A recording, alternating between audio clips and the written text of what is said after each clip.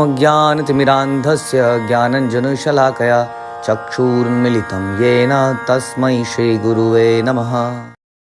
हरे कृष्णा। श्री चैतन्य चरितामृत। तो हम आगे की कथा सुनते हैं गोपाल और माधवेंद्रपुरी के बीच में। तो वो बताते हैं कि किस प्रकार से जब मुस्लिम आए तो मुझे इस कुंज में छुपा दिया गया और मैं यहीं पर कुंज में रखा रहा। पुजारी वहाँ पे रख के मुझे चला गया। तो इस प्रकार से अच्छा हुआ कि तुम आ गए। सही है ते रही आमी एई कुंज स्थाने, भाल हैला आइला आमा काड़ा सावधाने। पुजारी के जाने के बाद मैं इस कुंज में ही रहा। यह अच्छा हुआ कि तुम आ गए, अब सावधानी से मुझे निकालो। एत बलि से बालक अंतर ध्यान कैले, जगी माधव माधव पुरी विचार कलीले। ये कहकर बालक अंतर्ध्यान हो गया और माधवेंद्रपुरी जाग गए और अपने स्वप्न के बारे में सोचने लगे। हमने पहले भी डिस्कस किया था एक बार कि गोपाल कृष्ण महाराज एक व्यक्ति को लाइव बता रहे थे कि वो व्यक्ति को कुछ सेवा दी किसी को, और वो व्यक्ति थोड़े दिनों बाद किसी और जगह में महाराज को मिला। तो जब वो व्यक्ति वहाँ पे मिला तो उनसे पूछा कि यहाँ क्या कर रहे हो तुम? तुम्हें तो वहाँ सेवा दी थी। तो वो बोला कि महाराज, गुरु महाराज, आप ही ने तो सपने में आके मुझे बोला था कि यहाँ पे आके सेवा कर लो। तो महाराज को थोड़ा सा उसको डांटा कि तुमने किसी से कंफर्म किया, तुमने मेरे से पूछा? तो उन्होंने बोला कि जो स्वप्न है वो केवल जो मुक्त आत्माएं हैं उन्हीं के लिए कुछ अर्थ रखते हैं। बद्ध आत्माओं के लिए स्वप्न का कोई अर्थ नहीं है। अगर अच्छा स्वप्न आ गया तो अच्छा खुश फील कर लीजिए, बुरा आ गया तो भी यही सोचिए लाइफ है, इसमें सब एनीवे झूठी है। और कोई सेवा का सपना आ जाए तो ज़रूर अपने सीनियर से बात कर लीजिए। हाँ, तो हमारे लाइफ में कई बार लोग बताते हैं मेरे सपने में आज भगवान आए या आया, तो उसको ज़्यादा महत्वता देनी नहीं चाहिए अपने लिए। कोई दूसरा बता रहा है तो ठीक है, सुन लीजिए, लेकिन अपने लिए खुद ही बताने की ज़रूरत क्या है? क्योंकि खुद ही समझिए आ गया होगा, इतने सालों से कुछ और आ रहा है, आज ही आ गया, इतने सालों से आखिर मैं सुन रहा हूँ, एक बार अगर सपने में आ भी गए भगवान तो क्या बड़ी बात हो गई। तो लेकिन मुक्त आत्माओं के जीवन में जब सपने आते हैं तो उसमें जब भगवान का कोई संदेश उनको देना होता है। जैसे माधवेंद्रपुरी को ये संदेश देना था जिसमें कि गोपाल विग्रह उजागर होने थे, गोवर्धन के ऊपर स्थापित होने थे और बहुत सारी लीलाएं इनसे रिलेटेड होनी थी। इसलिए वो उनके स्वप्न में आए, एक शुद्ध आत्मा के सपने में आए और माधवेंद्रपुरी उस सपने के बारे में सोचने लगे कि अब मुझे क्या करना चाहिए। इसमें तो मुझे एक इंस्ट्रक्शन मिली है, मुझे ज़रूर उस इंस्ट्रक्शन को पूरा करना चाहिए। श्री कृष्ण के देखिनु मुई तारिनु चीनीते, एत बलि प्रेमा प्रेमा वेशे पढ़ीला भूमिते। माधवेंद्रपुरी पश्चाताप करने लगे, मैंने साक्षात भगवान कृष्ण को देखा किंतु मैं उन्हें पहचान न सका। यह कहकर मैं प्रेमावश में भूमि पर गिर पड़े। जिन भगवान को ढूंढ रहे हैं, जिनकी विरह में वो हमेशा रोते रहते हैं, भोजन तक करने की उन्हें सुध नहीं रहती है, वो भगवान उनके सामने आए थे, सामने एकदम। हाँ, और वो उनके चरण को पकड़ नहीं पाए। हाँ, बल्कि वो क्या, जैसा हमने कल डिस्कस किया, वो उनको सेवा और करके चले गए। तो बहुत ही पछताए और भूमि पे गिर गए प्रेमावेश में।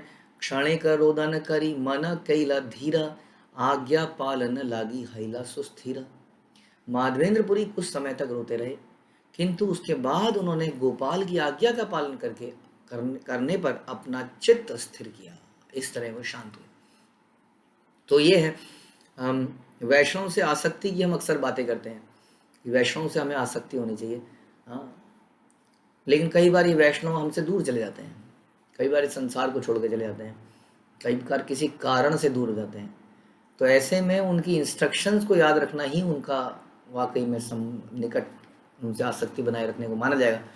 अक्सर हम इंस्ट्रक्शन से इतने बंधे हुए नहीं होते हैं क्योंकि इंस्ट्रक्शंस कई बार बड़ी कड़ी लगती हैं, लेकिन उनके शरीर से, उनके शारीरिक सेवाओं से बड़े आसक्त हो जाते हैं। तो कई बार ऐसा देखा गया है कि वो गए शरीर छोड़ के, तो हम लोगों ने रो रो के सारे काम छोड़ दिए। शिला प्रभुपाद जब चले गए थे तो सभी को रोना आया था, लेकिन उसके बाद ये मतलब नहीं था कि हम रोने में ही पूरी ज़िंदगी निकाल देते। शिला प्रभुपाद ने अपनी पुस्तकों में बहुत सारी चीज़ें बोली हैं करने को।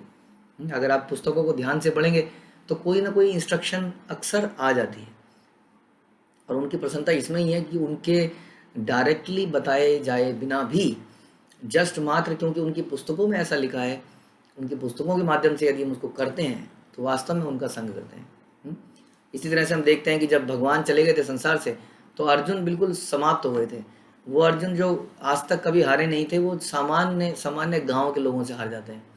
हाँ, जिन्होंने कौरवों को हराया, जिन्होंने एक समय पे शिव जी को भी प्रसन्न किया युद्ध में, वैसा ऐसा व्यक्ति सामान्य गांव वालों से हार जाता है। उसकी सारी शक्ति चली जाती है। युधिष्ठिर महाराज उसको देखते हैं तो वो बिल्कुल समझ जाते हैं कि अर्जुन के साथ कुछ बहुत बड़ा गलत गलत हुआ है। और फिर हम सुनते हैं कि किस प्रकार से अर्जुन गीता के उपदेश को ध्यान में रख के अपने आप को कंपोज करता है और फिर लाइफ को उसी के ओर ले जीता है।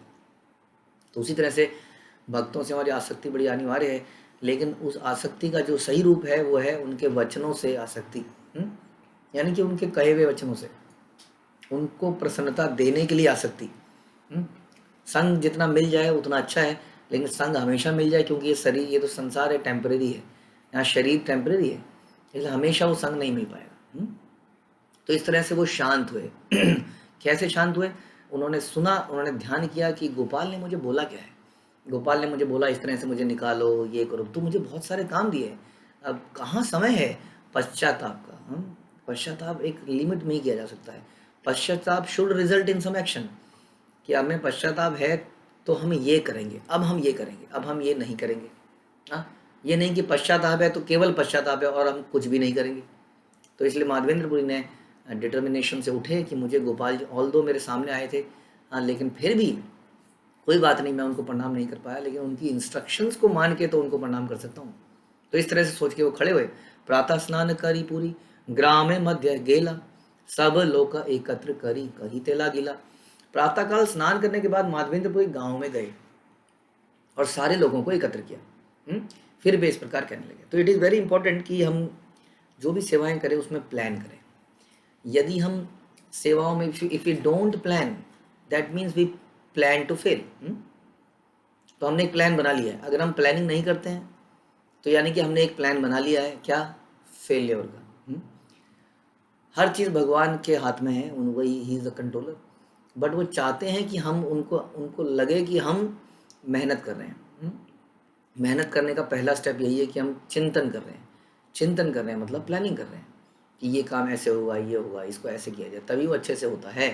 तो माधवेंद्रपुरी एकदम से जाके झाड़ी में से निकाल सकते थे, लेकिन उन्होंने सोचा इसमें बहुत काम होगा, बहुत सारे लोगों को इन्वॉल्व करेंगे, विग्रह कहीं खंडित ना हो जाएं, फिर ऊपर मंदिर बनाना है तो सभी को साथ लेके चलना है ना। इसलिए वो नहा धो के गाँव में गए और सारे लोगों को एकत्र किया और बोले, ग्रामे रह ईश्वर तुम्हारे गोवर्धन धारी, कुंजे आछे चल तारे बाहिर ये करी। इस गांव के स्वामी गोवर्धन धारी कुंज में पड़े हुए हैं, आइए चलकर उन्हें उस स्थान से बाहर निकालें। तो उन्होंने सारी घटना उन्हें सुनाई। इस प्रकार से भगवान जो है, आपके जो इष्ट देव हैं गोवर्धन धारी, वो कुंज में पड़े हैं। अत्यंत निबिड़ कुंज नारी प्रविशेत, कुठारी को दाली लह द्वार करीते। झाड़ियाँ इतनी घनी है कि हम जंगल में प्रवेश नहीं कर पाएंगे। हाँ, आज की डेट में हम जो गोवर्धन देखते हैं अभी उसमें काफ़ी कम पेड़ दिखते हैं हमें। हाँ, लेकिन गोवर्धन ओरिजिनली भगवान के समय में तो बहुत ही घने थे, झरने थे। लेकिन अभी भी लगभग 500 साल या 500 साढ़े 535 साल पहले की इस घटना में भी ऐसा लग रहा है कि जंगल बड़ा घना था। वो कह रहे हैं घुस भी नहीं पाएंगे उस जंगल में। इसलिए क्या कीजिए, रास्ता बनाने के लिए कुल्हाड़े और कुदाल ले लीजिए। हाँ, गाँव वालों को बोला, सुनी लोक तार संगे चलिला हरीशे, कुंज काटी द्वार करी करीला प्रवेशे।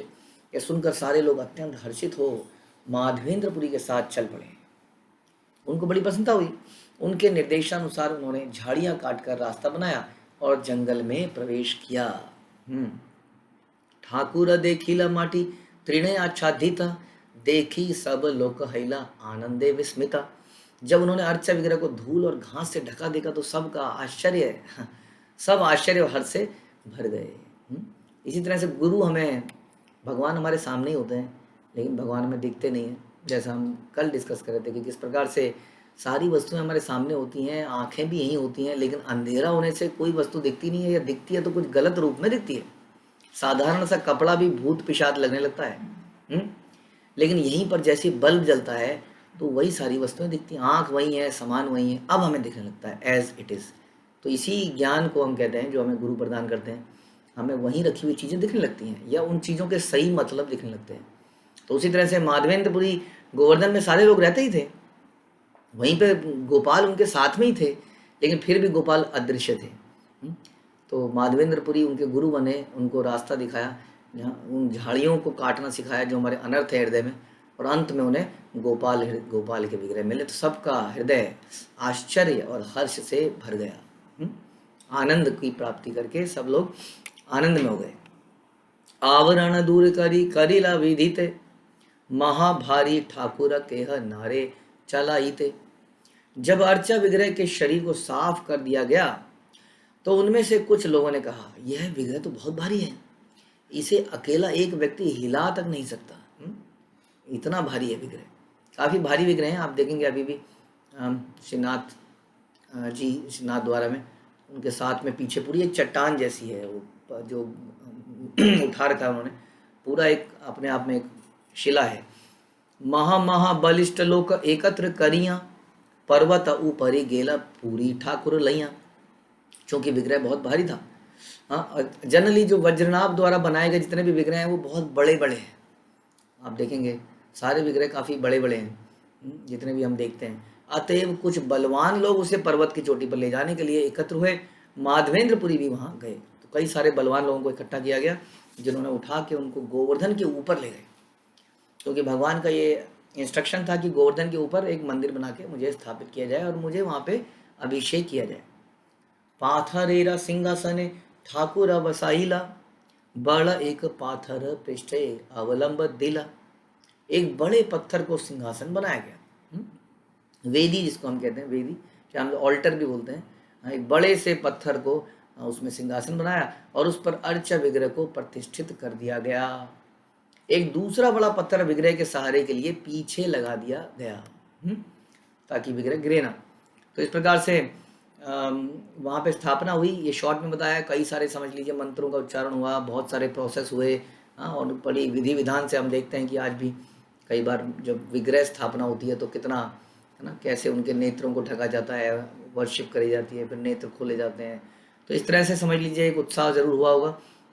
ग्रामेर ब्राह्मण सब नव घट लैया, गोविंद कुंडेर जल आनिला छानिया।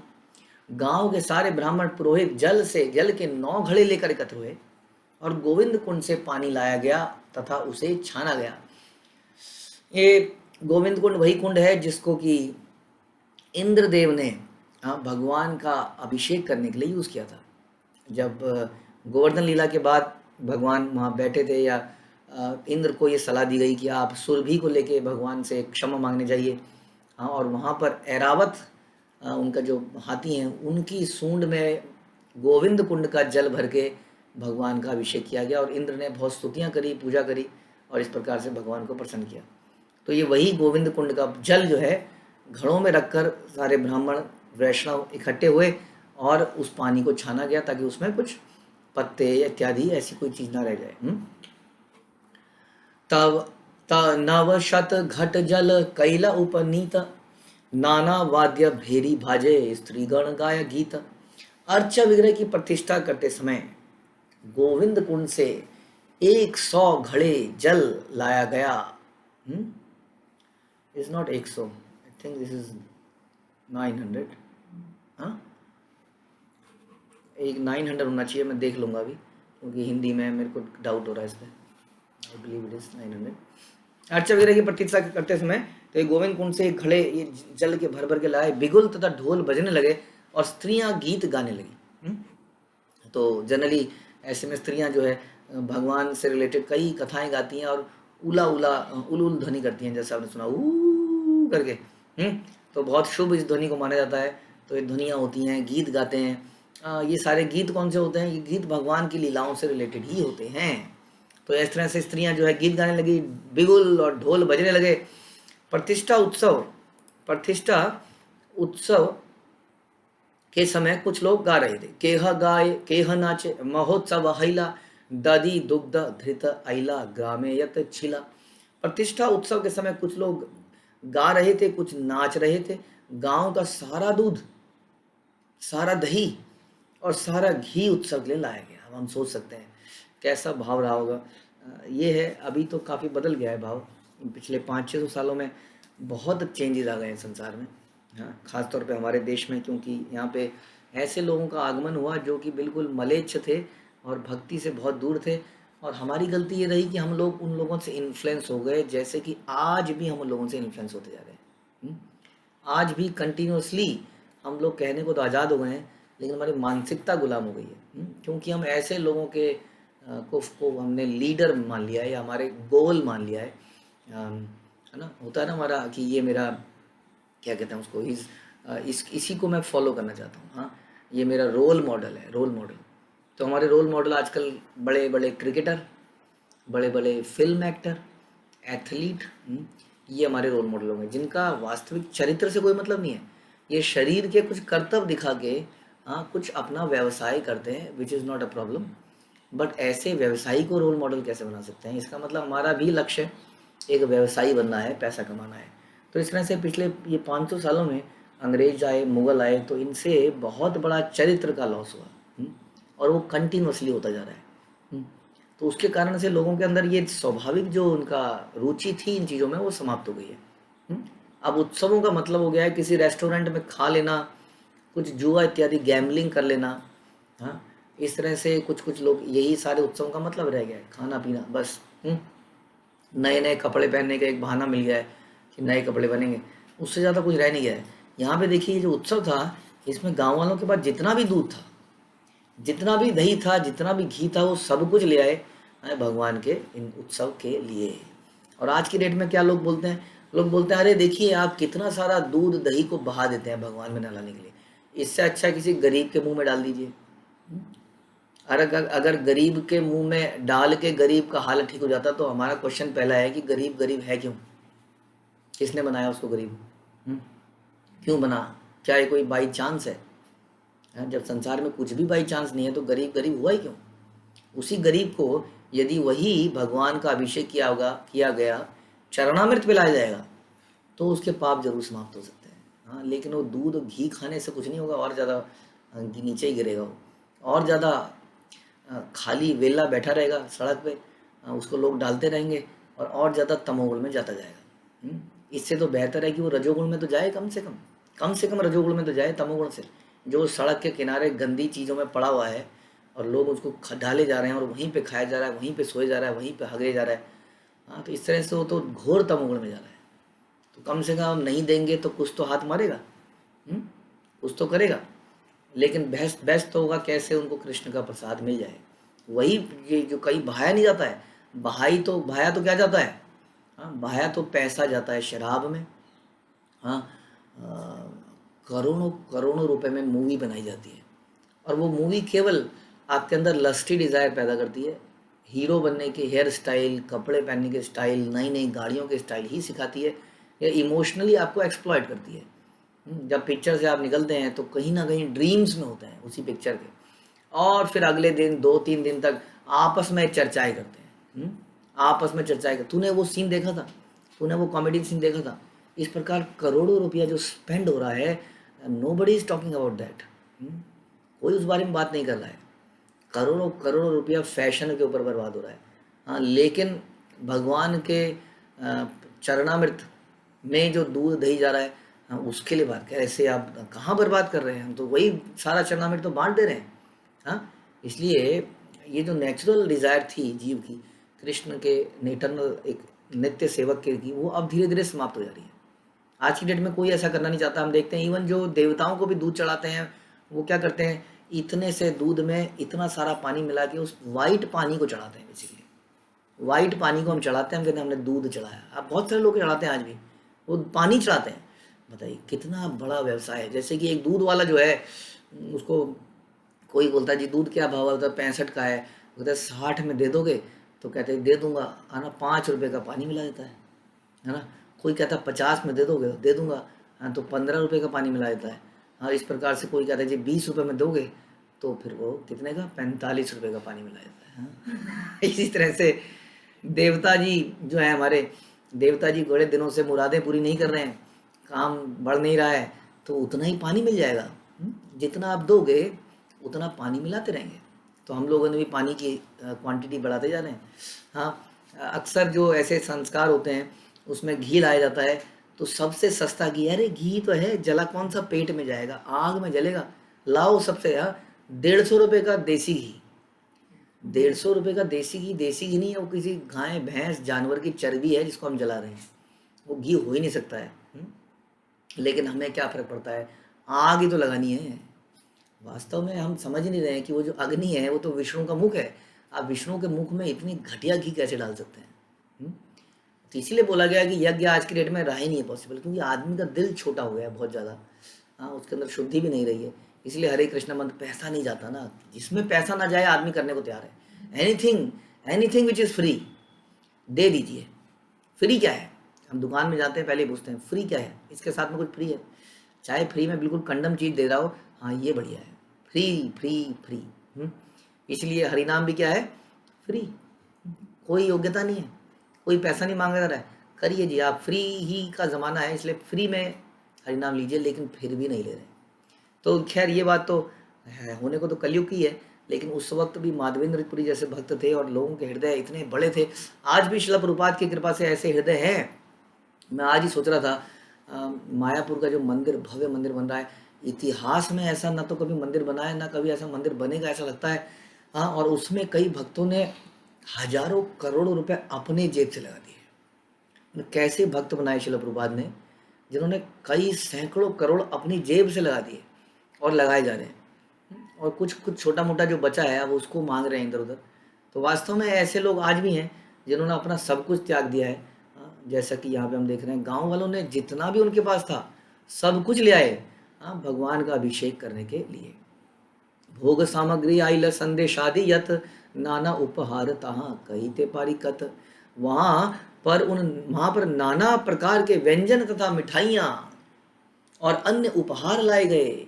मैं उन सब का वर्णन करने में असमर्थ हूँ। कृष्णदास कविराज करें, आई एम नॉट एलिजिबल हूँ, कैपेबल नहीं हूँ। इतनी चीज़ें थी वहाँ पर, इतने व्यंजन, इतने मिठाइयाँ, क्या करना है, विग्रही तो है, कितनी मिठाई लगाए। ठीक है, लग गया बहुत। तो ऐसे उत्सव नहीं मनाते थे वो लोग, है ना। वो तो यही मनाते थे कि साक्षात भगवान है, कितना व्यंजन दिया जा सकता है, नाना प्रकार के, इतने लाए कि वो डिस्क्राइबेबल नहीं है। तुलसी आदि पुष्प वस्त्र आइले अनेक, आपने माधवपुरी कैला अभिषेक। गांव वाले प्रचुर मात्रा में तुलसी दल भी लाए, फूल तथा विविध प्रकार के वस्त्र ले आए। तब श्री माधवेंद्रपुरी ने स्वयं अभिषेक प्रारंभ किया। तो इस प्रकार से फूल लगाना, तुलसी लगाना, आज की डेट में फूल लगाते हैं लेकिन साथ में लिख देते हैं हाँ ये सुंदरता है, इसको पेड़ पे ही बने रहने दो। अरे पेड़ पे ही बने रहने दो तो फिर गेहूं को भी पेड़ पे बने रहने दो, अमरूद को भी पेड़ पे बने रहने दो। हैं, वास्तव में हर चीज़ भगवान के लिए है, और फूल भी तो भगवान के लिए है। उस फूल को तो भगवान पे ही अर्पित होना है, ये उसकी सुंदरता है। और फिर उसको सुगंधित, उसका सुगंध हर व्यक्ति ले। हाँ, पेड़ पे लगा तो केवल आँखों को सुंदरता दे रहा है, हमारी आँखों को। जब वो भगवान को अर्पित होगा तो आँखों को भी सुंदरता देगा, और उसके बाद में हमें मिलेगा, हमारे नाक को, हर चीज़ को सुगंध देगा, साथ में शुद्धिकरण करेगा। तो इस प्रकार से फूल उगाना, तुलसी उगाना, ये हमारा नेचुरल काम था। गार्डनिंग कई लोग करते हैं, लेकिन उस गार्डनिंग में वो भगवान के लिए नहीं करते हैं, कैसे घर चमक दमक से दिखता रहे, यही उसका पर्पज होता है। तो हमें बहुत सारे फूल के पौधे उगाने का प्रयास करना चाहिए, ताकि हम लोग, अब जो हम लोग मार्केट से फूल लाते हैं ना, वो पता नहीं कितनी गंदी हालत में रखते हैं वो लोग, कहाँ पैर रखते हैं, कहाँ सड़ा, इधर फेंक उधर फेंक, सड़े सड़े फूल। वास्तव में उसकी कोई क्वालिटी का कुछ नहीं है। तो कोशिश करें कि ज़्यादा से ज़्यादा हम फूल तुलसी घरों में उगाएं, ताकि भगवान को एक फूल अर्पित कर सकें, ज़्यादा नहीं तो। हाँ, कोशिश कीजिए जानने की कौन से फूल हैं जो अक्सर उगते रहते हैं, सीजनल फूल क्या हैं इसके बारे में। और लोग इसमें कितने लोग सेवाएं हैं, कितनी सारी सेवाएं तो हमारे पास नहीं है जितने लोगों के पास टाइम है। हाँ, इसलिए कई सारे काम करे जा सकते हैं। तो उसके बाद ये लोग सब लाए और माधवेंद्रपुरी ने अभिषेक करना प्रारंभ किया। हरिभक्ति विलास में बताया गया है कि अर्चक वगैरह को दही तथा दूध मिश्रित जल से स्नान कराना चाहिए, और साथ ही शंख, घंटियां और अन्य वाद्य बजाकर ओम भगवते वासुदेवाय नमः मंत्र तथा ब्रह्म संहिता के श्लोक, चिंतामणि प्रकर सद्म सुकल्प वृक्ष लक्षावृतेषु सुरभि विपालयंतम से शुरू होने वाले श्लोकों का उच्चारण करना चाहिए। जब भगवान का अभिषेक हो तो ब्रह्म संहिता का गान होना चाहिए, ऐसा प्रभुपाद ने बताया।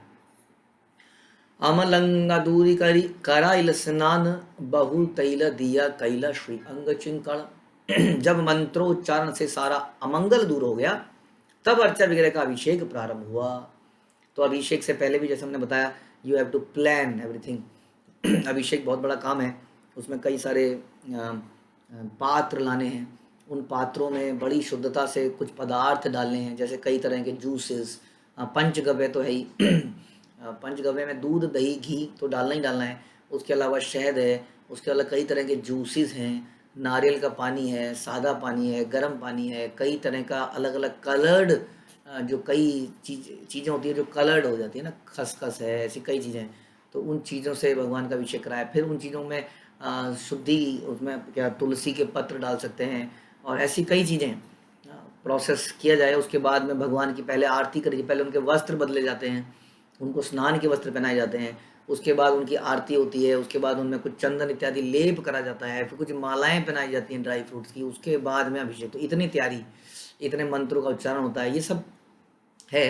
हाँ, उसके बाद में आपने देखा ये कैसे जल से उन्हें पहुँचने के लिए बीच में गर्म जल, सादा जल, हाँ करके, और फिर दोबारा से उनकी कुछ आरती, और फिर वस्त्र चेंज करके, फिर भोग, और फिर आरती। इतना डेलिकेट और इतना डिटेल्ड प्रोसेस जो बताया गया है, जो हम देखते हैं अक्सर। तो जब मंत्रोच्चारण से सारा अमंगल दूर हो गया तो अर्च विग्रह का अभिषेक प्रारंभ हुआ। सर्वप्रथम विग्रह पर प्रचुर तेल मला गया। हाँ, कुछ तेल जैसी चीज मलते हैं, जैसे हम लोग भी नहाने से पहले कई बार तेल मलते हैं, तो उसी तरह से भगवान को सुगंधित तेल मला जाता है।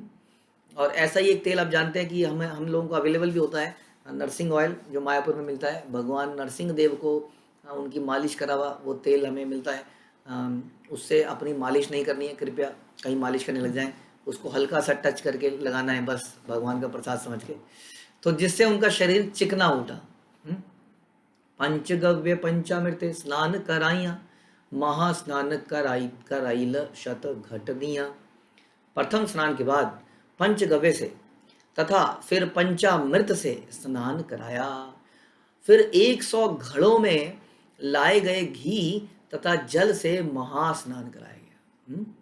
तो अब सोचिए कितना कितना हम लोग तो इतने सारे भक्त इकट्ठे हो गए, फिर भी जो हमारे घड़े होते हैं वहाँ पर हम लोग जो अभिषेक करते हैं 20-25, हाँ सब में सब कुछ हो जाता है। इसमें तो पता नहीं अनलिमिटेड, अभी अब सुनते रहेंगे।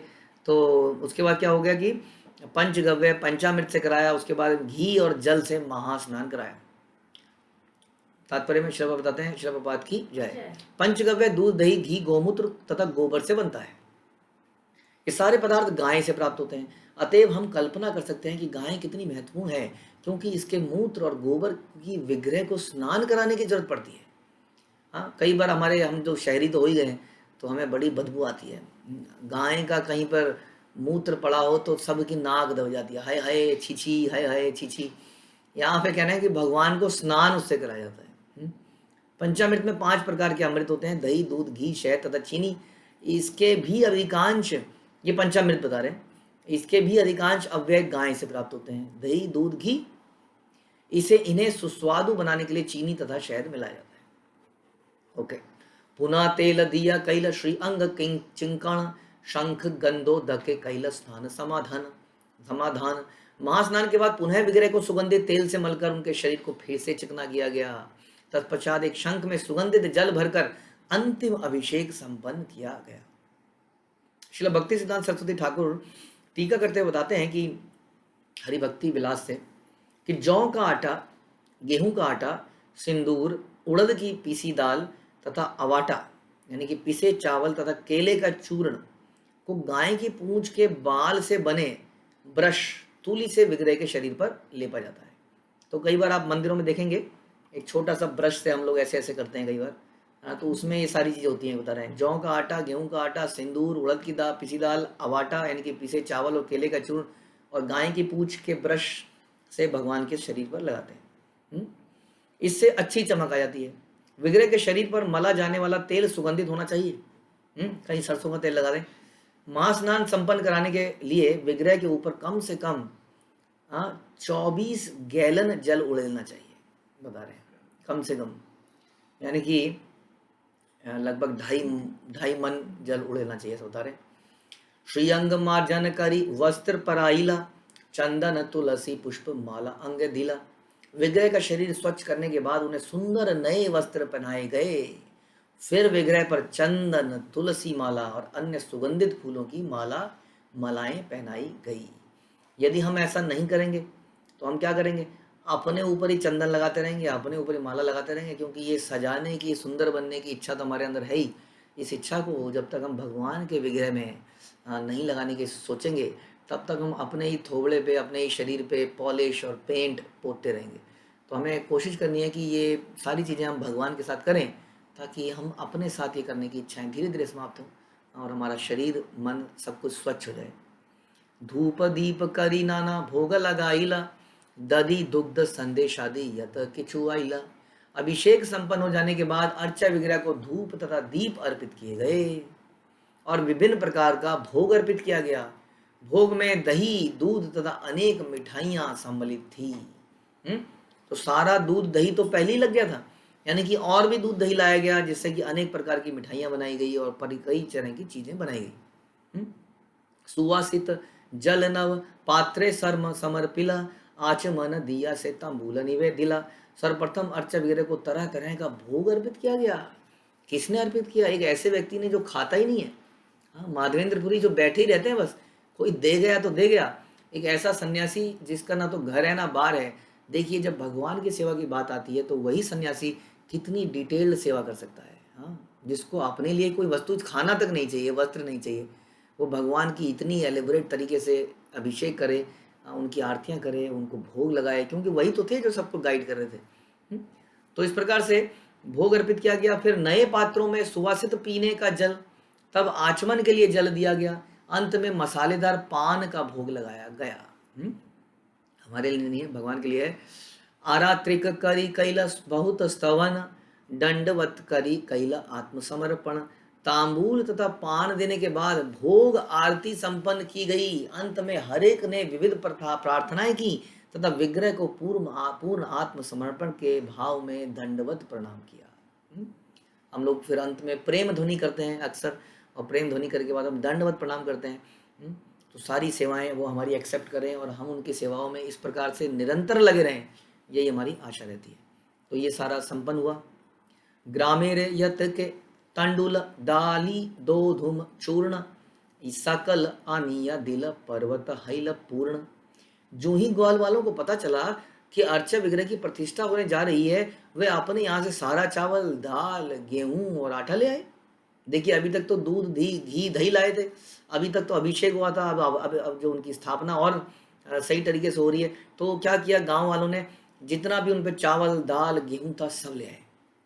यह सामग्री इतनी मात्रा में थी कि पर्वत की चोटी पूरी तरह से भर गई। ये था भाव देने का। आजकल है भाव इकट्ठा करने का। हम जानते हैं कि अभी भी हम कभी कभी किसी गांव में चले जाते हैं, हम बीच में जाते रहते हैं कहीं ना कहीं किसी गांव में, तो वहाँ देखते हैं कि वो अपना सारा घर खोल के देते हैं। हमारे घरों में तो बड़ी मुसीबत हो जाती है, अंदर ना आ जाए। बेडरूम बेडरूम बेडरूम होता है ना, बेडरूम। हाँ, बेडरूम में क्यों घुस गया हमारे? वहाँ रहे, ड्राइंग रूम में बैठा रहे और वहीं से बाहर चलता हो जाए। घर में नहीं घुसना चाहिए, है ना। इधर का ताला, उधर का ताला, इधर की अलमारी, उधर की अलमारी, और ऐसा भाव है। लेकिन गांव में आप देखते हैं, हम जाते हैं, आज भी हमने देखा लाइव कि वो ऐसा घर खोल देते हैं जैसे कि कुछ सीक्रेट ही ना हो।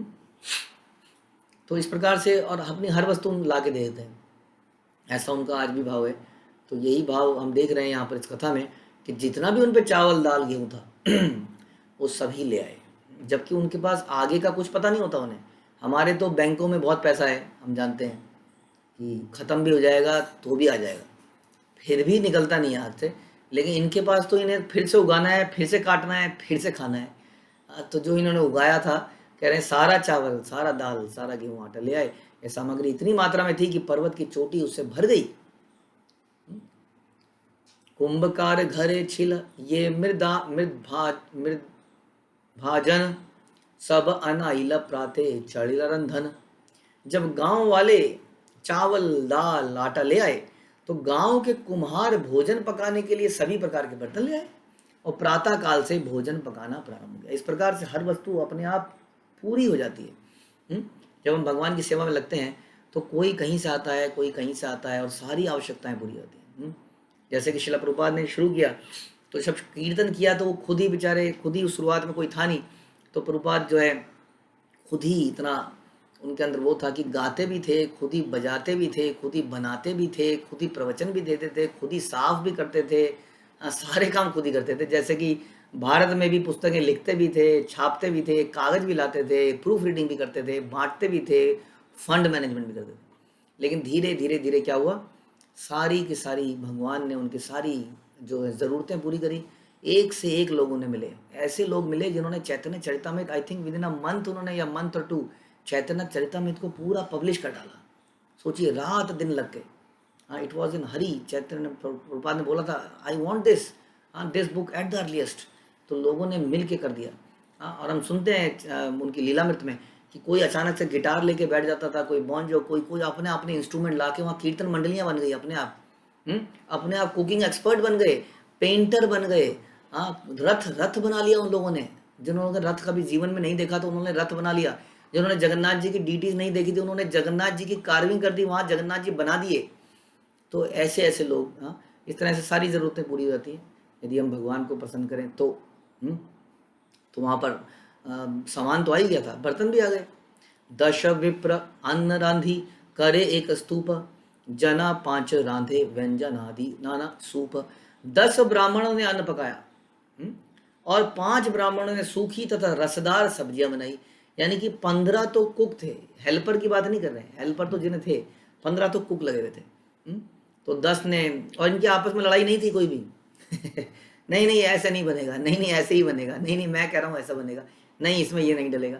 बिल्कुल शांति से, बड़े प्रेम भाव से अन्न पकाया, और 5 ब्राह्मणों ने सूखी रसदार सब्जियां बनाई। वन्य शाक फल मूले विविध व्यंजन, केह बड़ा बड़ी कड़ी करे विप्रगण। सारी तरकारियां जंगल से एकत्र किए गए शाक, जड़ों और फलों से बनाई गई। तो यानी कि जितनी से ज़्यादा नेचुरल चीज़ें हैं वही भगवान को देनी चाहिए। हम कई सारी प्रोसेस्ड चीज़ ले आते हैं, कई बार हम ऐसी ऐसी चीज़ ले आते हैं जो मार्केट में से ऑलरेडी बनी हुई है, जस्ट थोड़ा सा कुछ करना है और बन गया, रेडी टू ईट। नहीं तो कई सारी ऐसे प्रोसेस्ड फूड है, उससे बेहतर रहता है क्या, शाक, जड़ें, फलों, इन सब चीज़ों से बनाई गई चीज़ें। किसी ने दाल पीसकर बड़े तथा बड़ियाँ बनाई, है ना, दाल के बड़ियाँ बनाते हैं हम लोग। इस तरह ब्राह्मणों ने सभी तरह के व्यंजन बनाए। जना 5-7 रोटी करी राशि राशि, अन्न व्यंजन सब रहे धृते भासी। 5-7 व्यक्तियों ने बहुत सी रोटियां बनाई। तो रोटियां बनाने वाले लगभग 7 लोग थे, और उन्होंने पर्याप्त घी से चुपड़ दिया, बढ़िया से घी से। अगेन हम लोग नहीं कर पाते हैं क्योंकि हमारे हृदय संकुचित हैं थोड़े से। इन्होंने घी से चुपड़ चुपड़ के कितने लोगों को, हम तो 100, 200, 300 लोगों का बनाते हैं, यहाँ तो पता नहीं गाँव के गाँव वहाँ पर थे। तो कैसे बनाई होंगी और कैसे, पर्याप्त घी में चुपड़ दिया। सारी सब्जियां, दाल तथा भात घी से सिक्त थे, सिक्त एकदम डूबे हुए थे। तो घी का ऐसे ही बोलते हैं, घी को ऊपर से ही डाला जाए तो बहुत अच्छा रहता है, उसको जितना कम पकाया जाए उतना अच्छा है। कुछ तेलों में आप सरसों के तेल इत्यादि में खाना पका के, अगर हो सके तो ऊपर से घी डाल सकते हैं। तो ऊपर से घी डालने का एक था, तो हर चीज़ में ऊपर से घी डाला हुआ था, और बहुत उस तरीके से बहुत सारी चीज़ें बहुत एलेबोरेटली बनाई जा रही थी, एलेबोरेटली ये उत्सव किया जा रहा था। अब देखिए चैतन्य चरितामृत में ये जिक्र जो है समाप्त नहीं हो रहा है। हम जानते हैं कृष्णदास कविराज कितने ज्ञानी हैं, जो कि उनकी इन पंक्तियों से लगता है कि इतने बुढ़ापे में उन्होंने इतनी सारी, इतना बड़ा ग्रंथ लिख डाला। और हर श्लोक को देखिए, ये एक एक श्लोक है। आप सोचिए, जना 5-7 रोटी करे राशि राशि, अन्न व्यंजन सब करे धृते भासी। ये इतना बढ़िया से इसकी जो बैलेंसिंग है, एक एक श्लोक को बैलेंसिंग, हमें अगर एक पोएम लिखने को दी जाती है तो हमें उसमें 1 दिन लग जाता है उसको ठीक से बनाने में। एक पोएम भी नहीं बना पाते हम 1 दिन में, है ना। और सोचिए इतना बड़ा ग्रंथ इन्होंने लिखा, तो कितना, और उस ग्रंथ में इतनी सारी डिटेलिंग खाने के ऊपर करी गई। इसका मतलब भक्ति इसी को कहते हैं। भक्ति जो है भगवान का गान करना, कीर्तन करना, प्रसाद पाना, प्रसाद देना, बड़ी साधारण वस्तु है। लेकिन जीवन इतना कॉम्प्लिकेट क्यों हो गया है, जीवन में इतनी वस्तुएं क्यों आ गई हैं। फिर हमारे जीवन में आज की डेट में वॉशिंग मशीन है, फ्रिज है, एसी है, बहुत सारी चीज़ें हैं, लेकिन फिर भी हमारे पास ये सब बनाने का समय नहीं है। हमारी गैस इतनी बढ़िया बढ़िया हो गई हैं, लेकिन फिर भी क्योंकि हमारा समय न जाने कहाँ कहाँ जा रहा है। वो हमें देखना चाहिए कि भक्ति जब इतनी सरल है, जीवन इतना सरल है, तो हमने कहाँ पे उसको बिजी कर दिया है। तो इस तरह से ये लोग रहते थे, साधारण लोग थे, हमसे कम पैसे वाले थे, हाँ वास्तव में, लेकिन फिर भी उन्होंने इतने बढ़िया तरीके से इसको किया।